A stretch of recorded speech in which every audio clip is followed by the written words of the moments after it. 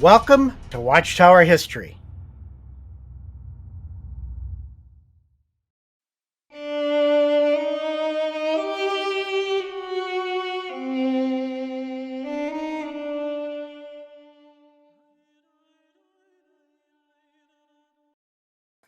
So Professor Garby talks about the prisoners with a purple patch.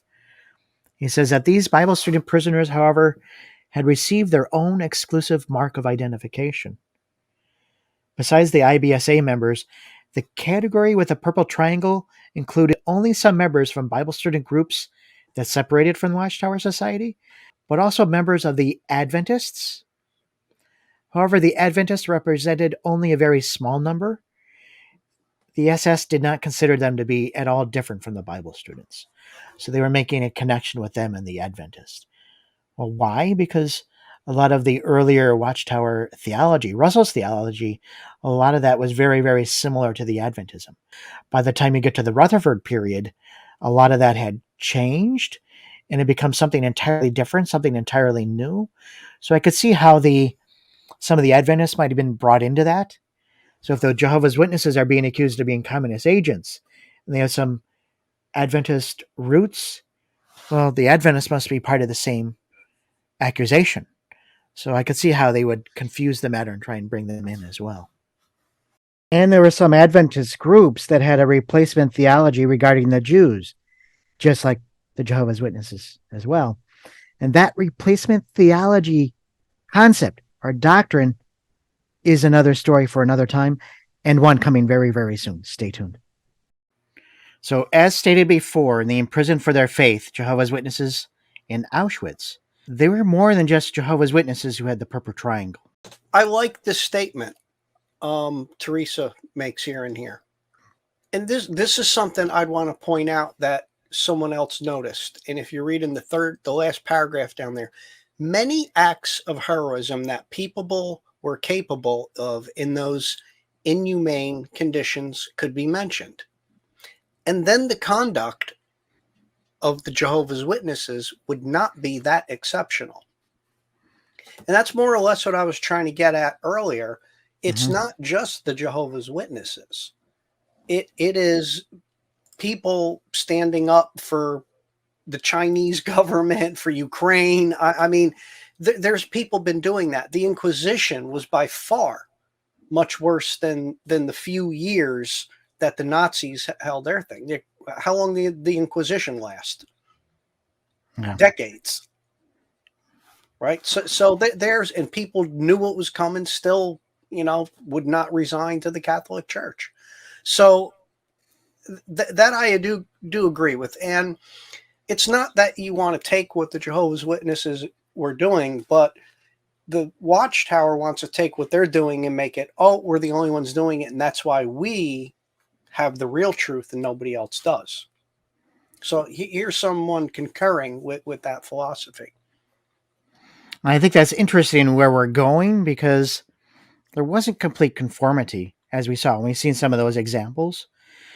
And here we're going to get into something new in regards to how the witnesses interacted with certain other prisoners who were at the camps. So I like this statement here. Jolene Chu, and has his book, has a statement that says, an amusing anecdote is related by the Dutch witness survivor, Arie Kuylenberg. He relates that in Vught concentration camp at roll call, the witnesses had decided they would not answer to a name Bibelforscher, or Bible students. Since the organization had adopted the name Jehovah's Witnesses in 1931, the SS officer twice called in vain for the Bibelforscher prisoners to step forward. After no reaction, one of the witnesses approached the frustrated officer and explained they would only answer to Jehovah's Witnesses. He relented, and the witnesses stepped forward responsively. We made him say the name, gloats Kaltenberg. And this is a video interview that he had in November 1995.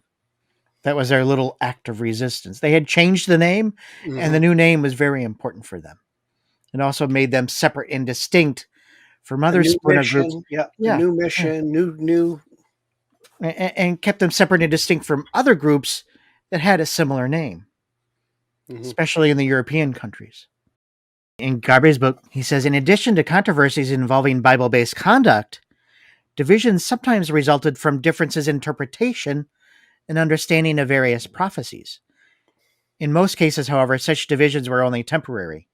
In mid-1937, speculations regarding the date for the beginning of the decisive Battle of Armageddon resulted in splitting the Bible student group at the Sachsenhausen concentration camp in various factions. For instance, one Jehovah's Witness believed that he could determine from the Bible the date for the destruction of Satan's forces and for the deliverance of the Bible students from the concentration camps. Understandably, predictions about the destruction of the Hitler regime and the end of the persecution were of a special interest for concentration camp prisoners.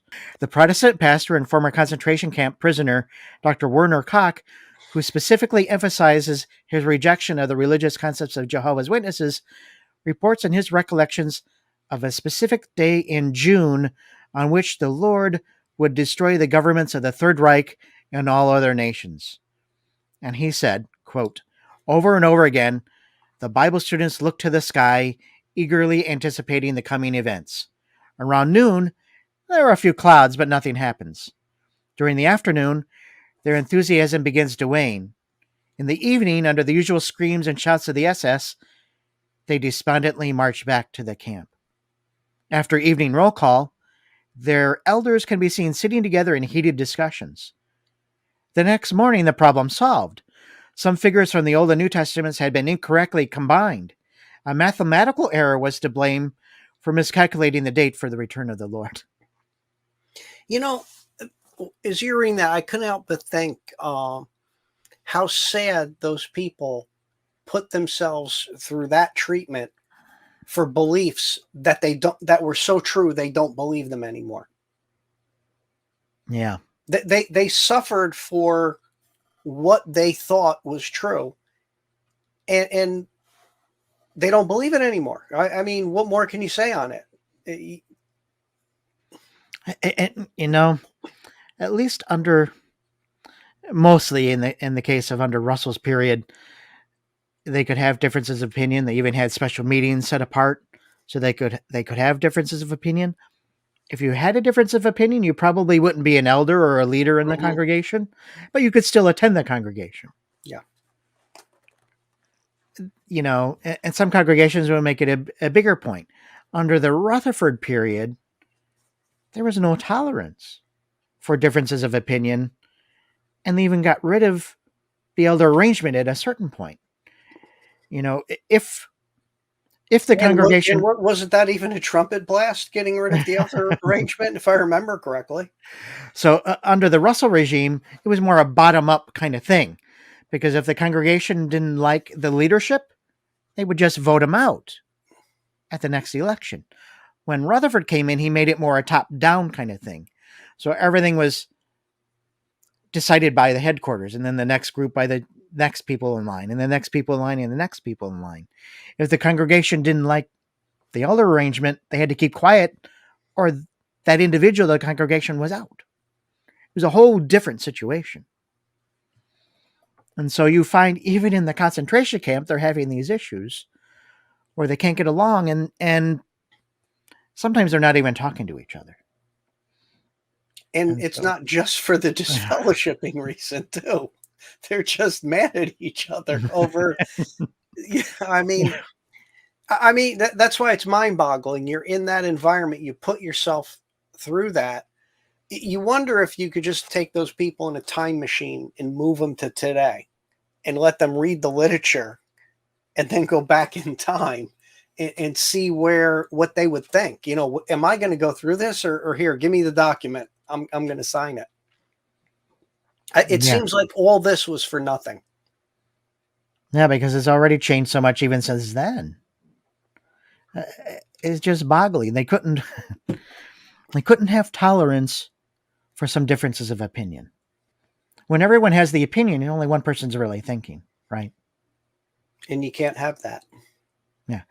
Forced unity is not true unity. That's not true liberty. And I meant, according to them, you can't have that. Yeah, okay. Okay. Penton, in his Jehovah's Witnesses and the Third Reich, And has a statement that's interesting. He says, witness propaganda about other religious groups is also less than objective. The Watchtower Society has ignored completely the role of the independent Bible students who also suffered under the Nazis and whose members wore the Purple Triangle along with Rutherford's loyalists. While it's true that the major churches in Germany did compromise with Nazism to a great extent, the witnesses failed to give any significant credit to Protestant and Catholic clergy who opposed Hitler on principle and who suffered for their stand. Simone Arnold Liebster tells us, Dad often spoke of the many Catholic priests in Dachau. He had many good conversations with them. One had told him, you Bibelforscher are in the camp because of the first commandment. We priests are here because of the second. We gave bread to the prisoners, helped some Jews, or said something against the party. They had truly acted like the first Christians. Choosing to face the lions rather than surrender their loyalty to God. So here Penton talks about these other splinter groups. And we're going to find some of these stories about the other splinter groups in their documentation. Stay tuned, we're getting there. In the 1974 yearbook, they state something interesting here. It says, immediately after the war, the brothers in the Swiss Bethel were the only ones who had been in contact with the German brothers. They, having heard of certain undesirable tendencies that existed in many congregations, even after the release of the brothers from the camps. So they had to send a letter out to the various congregations because everyone had differences of opinions. They've been probably for years away from all the new literature that's coming out of Watchtower. And when they come out, things have changed again. So now there's differences of opinion. And what do? Right? So they wrote a letter to all the group saying, dear brethren in Christ, or to all our beloved fellow servants in Germany, dear brethren in Christ, at last you are free from the Nazi yoke. Some of you have suffered for years, either in prison or in concentration camp, or other types of persecution. No one, however, who was considered worthy of special suffering for the Lord's name will become conceited about this and wear a martyr's halo or exalt himself above others who are not in prison or concentration camps. No one should brag to his fellow humans about his sufferings. Don't forget that many of the brethren who remained at home also had problems and were under severe pressures. So I like here that they're saying, don't brag about what you suffered, right? And yet what Watchtower is doing when they look at a lot of these stories about Stand Firm is they're bragging about what their followers suffered and using it as an example to say, look, we stood firm. Our persecution proves we were the chosen ones, while at the same time they ignore everyone else's persecution. And what I find funny, it's like these guys just got out of prison. They were suffering for what you told them was. They get out and then you whip them again. You know, don't let it go to your head. Don't be conceited. You're nothing special because you went to prison. And the irony of it is the whole religion was cleansed because Rutherford went to prison. So prison is supposed to be important, but not for them, only for one. Oh, yeah, that's a very interesting point. Yeah. You know, the irony, it just doesn't, Jeff, you can't think of everything. I mean, you're pointing things out. I'm like, oh yeah. And it's just like, you cannot, there are so many levels to approach how they turn things around on this. It's entertaining. Wow. Just wow. So there's more. After the Fear Them Not article was written, the Watchtower manager wrote Hitler directly, asking about 3 Watchtower followers. Penton says, briefly stated what happened was this. A former Bible student was arrested in the German city on May 31st and sent to prison for strongly anti-Nazi statements. Right? So he's trying to stand firm before the Watchtower is standing firm.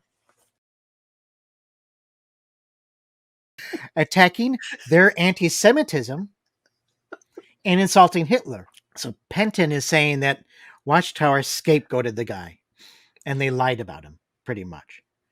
Because it says, while Martin Harbeck was trying to negotiate the return of the Magdeburg Watchtower properties, he met with the police chief and pointed out that this Friends of Truth were no way associated And in this letter, he's condemning in the strongest possible terms for what the witnesses were doing. So basically, they're trying to scapegoat the guy and blame him for the problems, for the Because he's anti-Nazi gone. statement. Because he's Yeah, gone, so they can yeah, blame somebody else. yeah. Which But don't is, go after him. Don't go after us. yeah. He's criticizing your anti-Semitic statements. We're not going to do that, right? And think about, what did Rutherford do in 1933 in his letter to Hitler? Right? He sided. Yeah, he sided Yeah, with. We agree with you on. yeah. And we'll get to that in a little bit in this discussion. We'll look at that declaration of fact. This is at Ewald Forrester. He was one of the splinter group members. Mm-hmm. And ironically, attacking, according to the Anti-Semitism, right? Anti-Semitism. And what's Watchtower doing? Printing anti-Semitism. And we'll get more into those statements in one of our next discussions.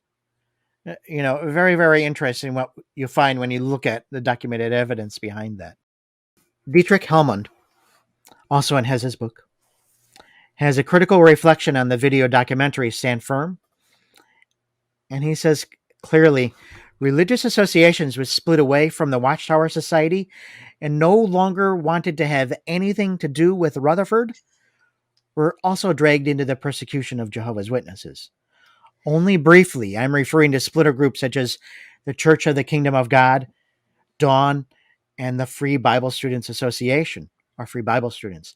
They too have their martyrs, although their religious convictions were not a matter of conflict, as in the case of Jehovah's Witnesses. In other words, refusal of military service and the Heil Hitler greeting. But their persecutors treated them as Bible students, just like Jehovah's Witnesses, without making any differentiation.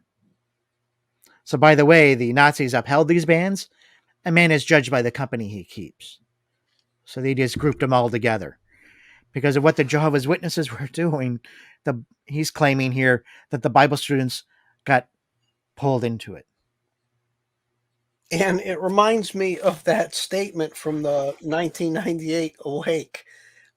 Joseph Rutherford was concerned about, he drags everybody into everything. Yeah. And even when he was wrote the Declaration, he's pointing the finger at England and the Jews and everybody else. It's pretty, and it's good that others are noticing it. It would be nice if a lot of the current Jehovah's Witnesses could step back and look at a lot of this from another perspective. They might have a new mindset on what they believe. I think Professor Hellmund here is only partially correct. I think in some cases, because the Nazis didn't see a difference between those who left Rutherford and those who are still with Rutherford, so they just grouped them all together. Mm-hmm. On the other hand, if we remember our timeline, remember the first accusation was that they were Jews, that they were part of the Jewish conspiracy. Mm-hmm. So that was what this idea the splinter groups had. So the Jehovah's Witnesses are getting sucked into the idea of the splinter groups, which was Russell's idea. But then because of certain actions that the Watchtower did, they made it worse. They made it worse for even the other splinter groups. Actually, that's probably a more accurate way to describe it. Yeah, you got two things going on at the same time. It's hard to keep this all in perspective, but yeah, that it's really very, very fascinating. So Detlef Garb has another statement. After Jehovah's Witnesses had been the first Christian denomination banned in the Third Reich, measures were taken around the turn of 1933 to 34 to ban those groups that had disassociated from the Watchtower Society in previous years.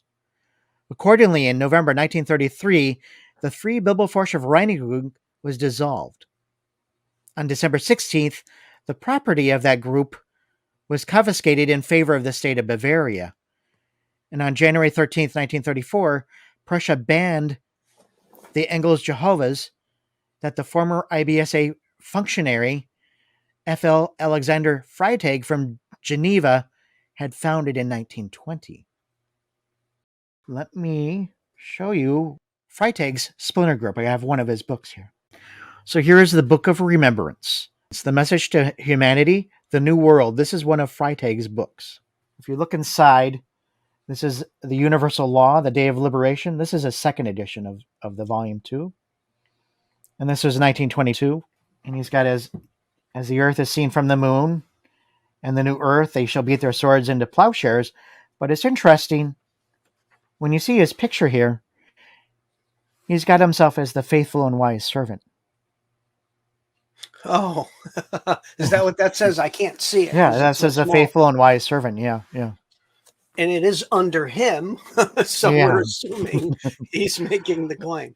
No, that was a claim that the Bible students had made for Russell earlier, but some of these splinter groups had taken the same thing. Or in Johnson's case, P.S.L. Johnson with his Layman's Home missionary movement, he, instead of being the Laodicean messenger, he made himself the Parousia messenger. When they had a splinter group, that person was the Epiphany messenger. Epiphany, so they just kept adding to it. Yeah. And so, yeah, I haven't not read the book. Not yet. Someday I will. Maybe we'll do something on the various splinter groups. I have a lot of things from the various splinter groups. This seems to be a reprint from 1983, but I have not been able to find anyone of this group that are still around, and people trying to find books from this individual are very, very difficult. So, yeah. And he was out of Geneva, according to this. Yeah. So I'm taking it he broke away from Rutherford. In 1920, yeah. So, and apparently he probably convinced other people. Yeah. Enough that they still had followers in 1983, right? It is amazing that group of people just so naturally follow a charismatic individual.